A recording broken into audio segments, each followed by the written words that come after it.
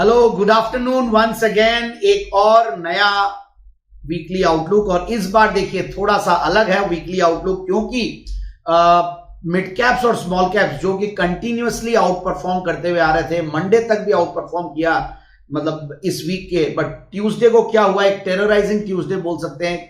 गजब का फॉल आया मिड कैप और स्मॉल कैप में, इतना बड़ा करेक्शन आना संभव एक्सपेक्टेड नहीं था, और वो आया और अच्छा खासा लॉस भी बुक हुआ रिटेल इन्वेस्टर्स का। बट वापस से 3 दिन जो रहे बाद के, वहां पे काफी रिकवरी आई, सो ऑलमोस्ट पूरा रिट्रेस हो गया। बट स्टिल जो ट्यूसडे था वो वाकई में भयानक ट्यूसडे था, मैं यही बोलूंगा। और अब मिड कैप्स और स्मॉल कैप्स के बाद लार्ज कैप्स की बारी है। कहीं ना कहीं वो पहले आउट परफॉर्म नहीं कर पा रहे थे और अंडर परफॉर्म कर रहे थे। तो कई सारे लार्ज कैप स्टॉक्स, मतलब मैं HDFC बोलूं या रिलायंस बोलूं या IT स्टॉक्स बोले, बहुत सारे स्टॉक्स ऐसे लग रहे थे कि वहां पे अगर आप देखें जो वेटेजेस वाले स्टॉक थे, मैं लास्ट वीक भी ये बात बोला कि वो लोग कहीं ना कहीं सपोर्ट देंगे और निफ्टी ऊपर आएगा। और निफ्टी देखिए 2020 मतलब वैसी 2020 स्टाइल में 20,000 किया था, G20 हर तरीके से। और इस बार भी जो कल क्लोजिंग हुई है वो ऑलमोस्ट 2020 मतलब 20,200 के लगभग बंद हुआ है। सो ओवरऑल अच्छा हफ्ता था निफ्टी के हिसाब से और बैंक निफ्टी के हिसाब से, रिकॉर्ड हाइस पे दोनों इंडाइसेस बंद हुए।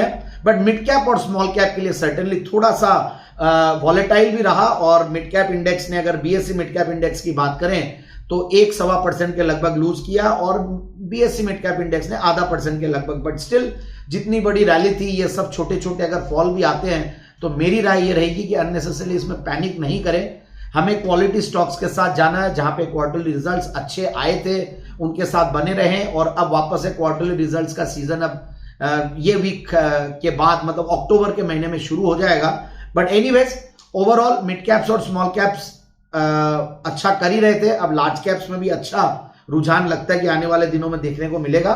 सो ओवरऑल एक बार मैं अब एक एक एसेट क्लास वाइज बातें करेंगे, और क्या डोमेस्टिक फ्रंट पे मार्केट्स की नजरें किस पे बनी हुई है या इंटरनेशनल फ्रंट पे किस पे बनी हुई है, वो सारी बातें करते हैं। देखिए सर्टेनली FPIs का डेटा तो बहुत इंपॉर्टेंट होता ही है, और DIIs का भी डेटा काफी इंपॉर्टेंट होता है, उनके सेल्स फिगर, और हमेशा मैं बोलता भी हूं। और रूपी में भी इनफैक्ट पूरी नजरें बनी रहेगी, डॉलर इंडेक्स पे रहती है, क्रूड ऑयल थोड़ा परेशान कर भी रहा है। सो ये सारी चीजों पे ध्यान देंगे। फिर एक पार्लियामेंट्री सेशन है, उसके ऊपर नजरें बनी हुई है 18 तारीख से 23 तारीख तक। तो बाकी मार्केट्स में एक दिन बंद भी है, ये ट्रंकेटेड वीक है। 19 तारीख को गणेश चतुर्थी की बंद है। सो ट्रंकेटेड वीक में कई बार पोजीशंस नहीं बनती है, तो मंडे थोड़ा डल भी हो सकता है, और बाकी सैटरडे संडे के बाद मंडे और फिर Tuesday. So overall international front पे यूरोप का CPI डेटा लॉन्च होने वाला है 19 तारीख को, डिक्लेयर होने वाला है, सॉरी। और फिर कनाडा का कोर CPI डेटा अगेन। फिर US फेड की तो देखिए सबसे ज्यादा इवेंटफुल रहती है मीटिंग, और 20 सितंबर को US फेड की इंटरेस्ट रेट का डिसीजन पब्लिक होगा। देखते क्या होता, हो सकता है कि इस बार पॉज दे दे और बाद में दिसंबर में बढ़ाए। Let's see what happens. But overall China के ऊपर भी नजरें बनी रहेगी, लोन प्राइम रेट वहां पे भी 1 साल और 5 साल की रिलीज होंगी, और FOMC मीटिंग, प्रेस कॉन्फ्रेंस की डिसीजंस, इन सब पे ग्लोबल फ्रंट पे भी काफी एक्शन है। और वैसे अब मैं लास्ट वीक की अगर एक बात करूं तो थोड़ा बहुत PSU बैंक्स एक्स्ट्राऑर्डिनरी थे, मैं बोलना भूल गया था शुरुआत में। PSU बैंक्स ने गजब का परफॉर्म किया, सारे ही स्मॉल जो मझोले PSU बैंक्स उन्होंने जबरदस्त परफॉर्म किया हुआ है। और क्योंकि वहां पे वैल्यू दिखती है, PSU स्टॉक्स पहले खुद PSU स्टॉक्स बहुत परफॉर्म किए थे। ऑटो स्टॉक्स ने एक्स्ट्राऑर्डिनरी मूव दिया है, और आज मैं जो पिक ऑफ द वीक है उसमें शायद एक ऑटो स्टॉक के बारे में ही बताने वाला हूं। सो ओवरऑल US का एक जॉबलेस डेटा के ऊपर भी नजरें बनी रहेगी 21 तारीख को। फिर एग्जिस्टिंग होम सेल्स डेटा है, काफी सारे डेटा है। जापान का इन्फ्लेशन का डेटा है, और BOJ बैंक ऑफ जापान वो भी इंटरेस्ट रेट डिसीजन लेगा। सो ओवरऑल इवेंटफुल है। इंटरनेशनल फ्रंट पे भी काफी सारे डेटा के ऊपर नजरें बनी रहेगी मार्केट्स की। और निफ्टी देखिए 20,192 मतलब 8.200 के शॉर्ट में। तो ओवरऑल बाय ऑन डिक्लाइंस की रणनीति अपनाए, पैनिक नहीं करना चाहिए। वॉलेटिलिटी हो सकता है कि ऊपर के लेवल्स पे बढ़ जाए, बट जिस तरीके से बंद हुआ है और एक अच्छा सपोर्ट लिया उस दिन करेक्शन के बाद, और मुझे लगता है कि 20,130 से लेकर 20,050 मतलब एक तरीके से 20,000 का लेवल एक अच्छा सपोर्ट की तरह काम करेगा। ऊपर का लेवल 20,270 से 20,350 ये एक रेजिस्टेंस की तरह काम कर सकता है। Bank Nifty again it's a buy on declines का आउटलुक है इसमें भी, और हायर बॉटम फॉर्मेशन दिया, और 45,231 से 46,310 मतलब 1100 पॉइंट की रैली बैंक निफ्टी ने भी दी है। सो ओवरऑल 45,970 से लेकर 45,810 का सपोर्ट है, और रेजिस्टेंस 46,390 से लेकर 46,530 का है। और यूएसडी आईएनआर परेशान कर ही रहा है, देखिए 83 के ऊपर यूएसडी आईएनआर चल गया है। और देखिए मैंने भी हेज नहीं किया, मैं भले कितना ही यूट्यूब के माध्यम से या टीवी के माध्यम से सेमिनार्स वेबिनार्स के माध्यम से काफी फाइनेंशियल प्लानिंग रिस्क मैनेजमेंट और इन पे ज्ञान देता हूं, बट मेरा बेटा भी जा रहा है यूएस इस हफ्ते 20 तारीख को ही, बट मैंने कहीं भी यूएसडी आईएनआर को हेज नहीं किया, उनका एजुकेशन लोन लेके भेजा, बट अच्छा खासा वहां पे देखिए 81-82 से सीधा 83 रुपये हो गया। तो मेरे यहाँ पे करेंसी फ्रंट पे एक लॉस लगेगा, बट ठीक है, उन चीजों में इतना हम देखते नहीं है, एक्सपेंसेस पर्सनल एक्सपेंसेस है, but still one can always hedge, और फ्यूचर प्लानिंग करे तो रिस्क मैनेजमेंट करना जरूरी होता है। तो एक हायर बॉटम फॉर्मेशन यहाँ पे भी देखने को मिला, 82.90 रुपये 20 डे में उसके ऊपर बंद हुआ है। तो रेजिस्टेंस जो है 83.30 से लेकर 83.90, और सपोर्ट 82.90 से लेकर 82.50। यूरो आईएनआर वीक ही है, कोई दिक्कत ही नहीं उसमें, सेल ऑन राइज है। और dollar index again the most important indicator, one of the most important indicators, यहां पे हायर बॉटम फॉर्मेशन हुआ है 104.10 मतलब 104.10 हैज बीन द 20 डे में, उसके ऊपर बंद हुआ है 104.99।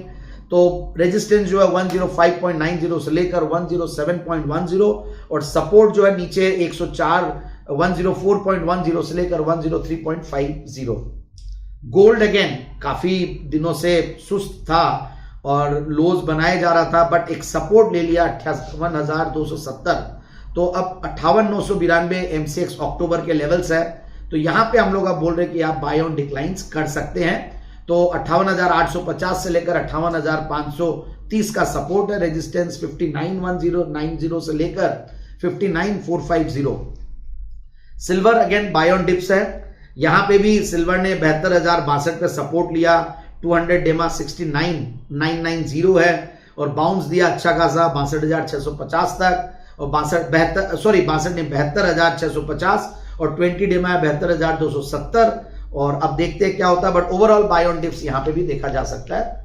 और कॉपर अगेन रेंज बाउंड है, अपने 200 डेमा 20 डेमास के आसपास घूम रहा है कई हफ्तों से, बट हायर बॉटम फॉर्मेशन दिया है, 20 डेमा के ऊपर बंद हुआ है। सो रेंज बाउंड है, बट स्टिल मतलब 721 से लेकर 745 का रेंज है, जो कि एक बड़ा रेंज है। क्रूड ऑयल सबसे ज्यादा जो मार्केट की नजरें बनी हुई है वो है डॉलर इंडेक्स के बाद क्रूड ऑयल पे, और क्रूड ऑयल काफी हाइज बनाए जा रहे हैं, इनफैक्ट मतलब मल्टी मंथ हाइज बना दिया, और 20 डेमा 7,060 है, उसके ऊपर अच्छा खासा चल रहा है। 7473 एमसीएक्स अक्टूबर का कॉन्ट्रैक्ट की प्राइस है, हायर बॉटम फॉर्मेशन दिखाया है। सो 7250 से लेकर 7060 will be the support, and 7590 से लेकर 7750 इज द रेजिस्टेंस।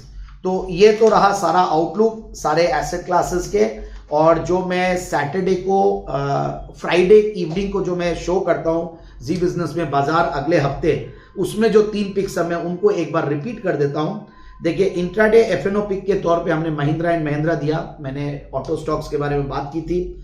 फिर वैसे एक ऑटो इंसुलरी स्टॉक है Gabriel India, one of my favourite auto ancillary stocks, और उसमें पोजिशनल पिक के तौर पे हमने गैब्रियल को दिया है। और 315 करंट मार्केट प्राइस थी, मतलब क्लोजिंग प्राइस थी फ्राइडे की, 345 और 350 का टारगेट लगाए, और 297 का स्टॉप लॉस। और लॉन्ग टर्म पिक के तौर पे एक सस्ते वैल्यूएशन वाली, एक तरीके से एफएमसीजी कंपनी मान लीजिए सिगरेट बनाने वाली, दैट इज गॉडफ्रे फिलिप्स, 2067 पे बंद हुआ है फ्राइडे को, 2370 से लेकर 2390। सो लॉन्ग टर्म पिक के तौर पे गॉडफ्रे फिलिप्स। और अब मैं इस हफ्ते की जो हमारी पिक्स होती है वो देने जा रहा हूं। और अगेन एक ऑटो स्टॉक आया है, मैंने महिंद्रा एंड महिंद्रा टीवी पे दिया था, आज हमारे व्यूअर्स के लिए मैं अशोक लेलैंड लाया हूं। देख रहे हैं कि किस तरीके से सारे ऑटो स्टॉक जबरदस्त परफॉर्म किए। बजाज ऑटो ने तो गजब ही कर दिया कल मार्केट फ्राइडे में, और TVS motor already out perform कर रहा है। सो अशोक लेलैंड को लिया जा सकता है, 183 करंट मार्केट प्राइस है, मतलब फ्राइडे की क्लोजिंग, 190 से 92 का टारगेट लगाए, और 180 का स्टॉप लॉस। सो स्टॉक ने अच्छा खासा एक करेक्शन दिया, 50 डेमा पे सपोर्ट लिया, 191 से लेकर 177 पे करेक्शन देने के बाद 179 जो 50 डे में वहां पे सपोर्ट लिया, फिर 184 तक बाउंस किया है और 20 डे में इज 183। तो मुझे लगता है कि ये स्टॉक अब यहां से एक बार एक चाल दे सकता है 190 से लेकर 192 तक। ये प्योरली टेक्निकल पिक है और फंडामेंटल्स तो अशोक लेलैंड के अच्छे है ही है, तो जनरली मैं कोशिश करता हूं कि टेक्निकल्स में भी वही स्टॉक दे जो फंडामेंटली स्ट्रांग हो। So technical pick of the week is Ashok Leyland. और technical pick of the week में इस बार एक एग्री पिक है जो ट्रेडसुप की रिसर्च में से निकली है और एनसीडीएक्स का कैस्टर को सेल किया जा सकता है और इसने ट्रेंड लाइन सपोर्ट जो है 6230 का उसको तोड़ा है और 20 डेमा के नीचे बंद हुआ है और इसकी जो सीएमपी है मतलब क्लोजिंग प्राइस जो फ्राइडे की 6160, target is 5990 to 5930 and stop loss is 6290। तो ये सारा आउटलुक था, ये सारी पिक्स थी and thank you so much for patiently hearing to my outlook and happy Ganesh Chaturthi in advance and happy investing and happy weekend. Thank you.